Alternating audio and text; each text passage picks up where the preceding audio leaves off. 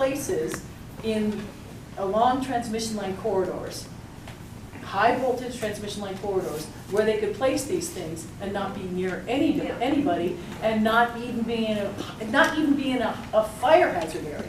I mean, they're not even very high or high. They're non-fire, right? Another concern, honestly, is that all of this environment and everything. Well, certainly Edison knows, and certainly developers know, but the decision makers might not know. So We can do this gentleman, and then we'll come back to this one.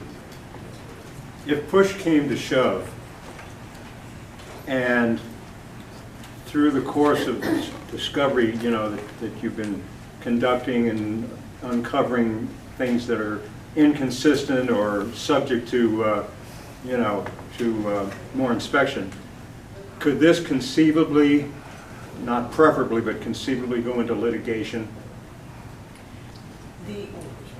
In any matters pertaining to CEQA and general plan compliance can be litigated by any member of the public with an interest. Now, I'm not a lawyer, I'm not giving legal advice, but I've participated in lawsuits, so I'm speaking from my own experience here. And so matters can be litigated. The goal is to avoid that. For sure. And not have the project. Yeah. But yes, the key to going in that direction, though, is to build a very strong, what's called a record. And all of these communications are key parts of that record. Right. Because if you don't have a strong record, you don't have a strong lawsuit. And again, I'm not a lawyer, and this is just my own experience. So. With the insidious way that this was described earlier, I do think there's an effort to depress the rural resident and perhaps maybe to cause us to pull up stakes and move, because obviously there is an agenda to make sure that rural communities are less destroyed. rural. Yeah. But regardless of that, which of course I want our community to remain rural, although I'm in not a rural suit here. I'm not from LA, by the way. Is there something that our congressman or our state senator could interject into this to maybe pull their weight into this situation? Specifically Mike Garcia? Yeah, I don't know if we've reached out to No one's heard back from him. We've reached out to him and no answer. I just texted him, he wasn't aware of the meeting today. That's not true at all. He's been notified. He's been notified. It's a lie too. The body has said over and over how important development in very high fire hazard areas is, and how we have to be very careful with all those projects. So there's, you know, there's some understanding of it. yeah, It's just exactly. connecting So it's like the two dots. different interests at the state legislature now in conflict in our town, unfortunately. So I believe Mike Garcia serves on the Energy Committee. Ah, I think I saw that in his profile. So that might help yeah, us. no, I think at the very minimum, it would be good to. Thank you for that. Actually, no, she hasn't spoken yet. We'll come back to you guys. I just want to give everybody a chance I to. just wanted to ask something.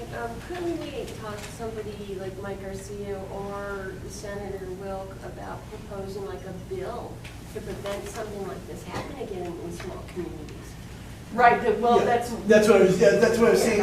There's a couple groups, so it's not as simple as like you said, you just bill. I know it's not simple, but. Well, no, but I mean, they have a certain period where they can introduce bills during the year, Yeah. and then it closes. So you have to do a gut. But there's some complications. We could do a gut and event. Yes, gut and event, which so that's something we want to get in front of them. So I think it's definitely something that we could suggest, and they could look at what they do, because we're not the only community that they represent that are going to be facing No. this. Because they don't stick it here, maybe they go over Pier Blossom or somewhere else.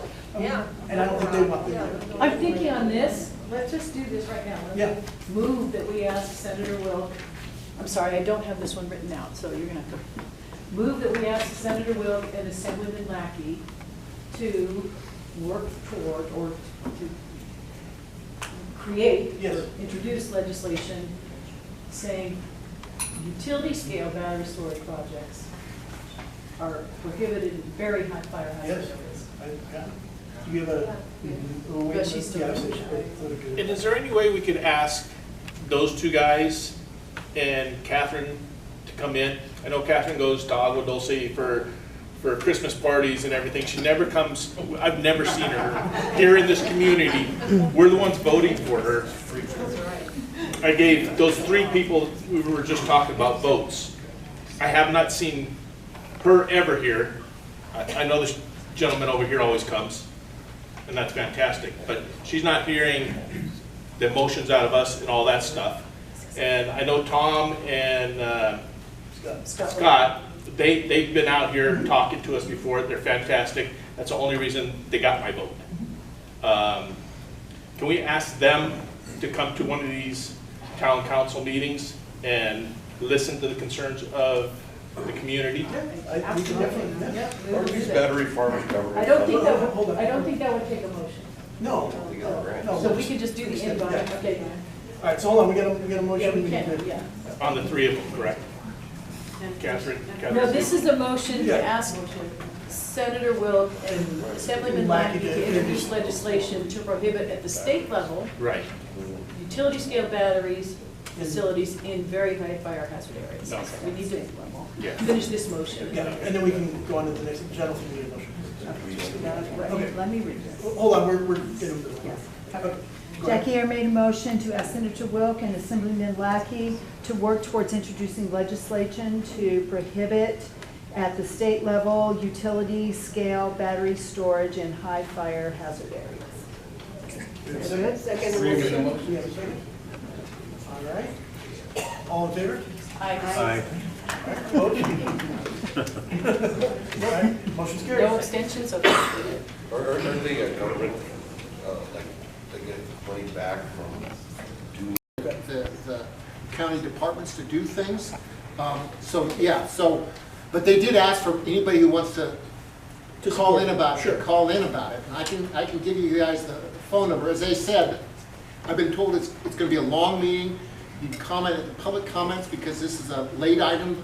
It's late for us. It's late item. The supervisor is reading it. And I think one of the reasons why it's taken so long is because we were trying to research the changes in state law, and there are 2 new state laws that the governor signed just last month. So we've been trying to research what's going on with that end. But the phone number to call is 877-873-8017. And you guys can go on, just Google Los Angeles County Board of Supervisors. It'll pop up a page about the meetings, and it'll give this. So you call 877-873-8017. The access code is 6111111. What's that again? 877. No, the access code. Access code is 6 ones, one after the other. 11111. How many ones? 6 or? 6 ones. 6 ones. Not, no 6. 666? Sounds like a demonic meeting. Hang on, let me try that. Okay, He's taking a picture. Let me try that again. Here. I was giving you the listen one. That's not right. So call. Sorry about that. Try this one. 877-226-8163. 877-226-8163. You can call in starting at 9. The meeting starts at 9:30. Recently, we've not had large masses of people try to call in because now you can go downtown and testify in person. So it's not like it was 3 years ago when you had to wait for hours and there were hundreds of people in line for you. So again, 877-226-8163, and the participant code is not the 6 ones. The participant code is 1336503. So say that again, 1336503. I'll say this whole thing over again. 877-226-8163, 1336503. And when the operator comes on, you tell them you're commenting on, you want to speak for public comments. which So will be toward the there's end. no item number for this then? There's no item number. Okay. No. That's what I was told before. What? I sent this to the council, and it's on, So, it's on the It's on the website Thank too. you. So, since we haven't had a lot of time, I've read the motion, or most of the motion, I didn't get to the very last paragraph. To consider this, but I read enough to have some ideas about what should be said tomorrow in the motion, if we decide to comment.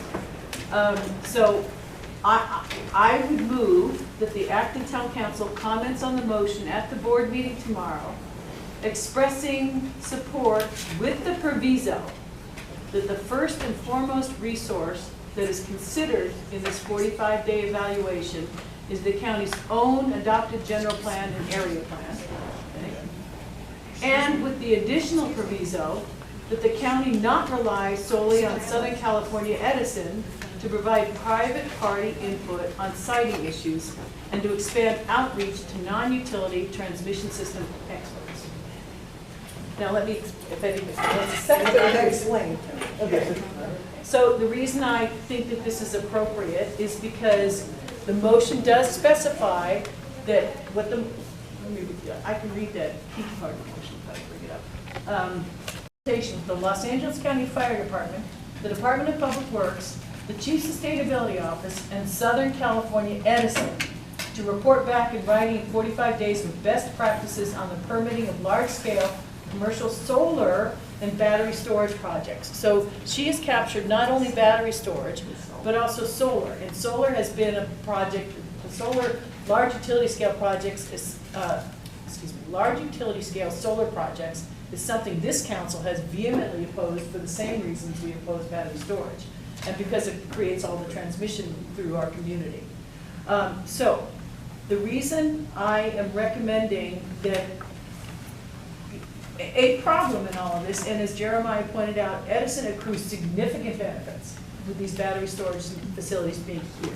So I have substantial concerns with Edison being at the table in the county devising policies for where these facilities should be sited.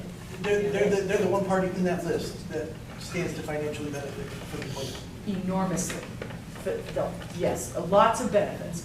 So I am concerned, I don't know that we can tell the board who they can and can't talk to, and they're going to talk to Edison anyway, because Edison is a signatory on all of these LGIAs.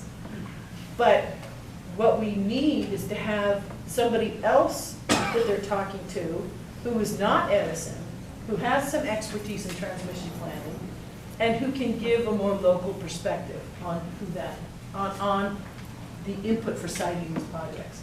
Because Edison's input is frankly going to be biased, and I will state that categorically, and Edison can say all they want. I'm sorry. So, And then to address the general plan, the reason we want that lens looked through is because that is where we're hanging the hat as far as. and it's the first place that the county needs to look whenever they have a question about what should we do about this kind of project. That's why we have a general plan. That's what it's for. So, that needs to be an important part of this as well. Okay. Excuse me, when you talk to Edison, you keep saying Edison, Edison, is there a specific individual that you're talking to that is telling you that these projects are not enacted and that they're in Palmdale? And is that a person that we can contact as well to voice our opinion? Absolutely. But is there a specific name that we have? We have been assigned a contact person, liaison. Her name is Rochelle Silsby. She's a very nice lady. And I can give you her email address. Well, that would be great. Rochelle Silsby.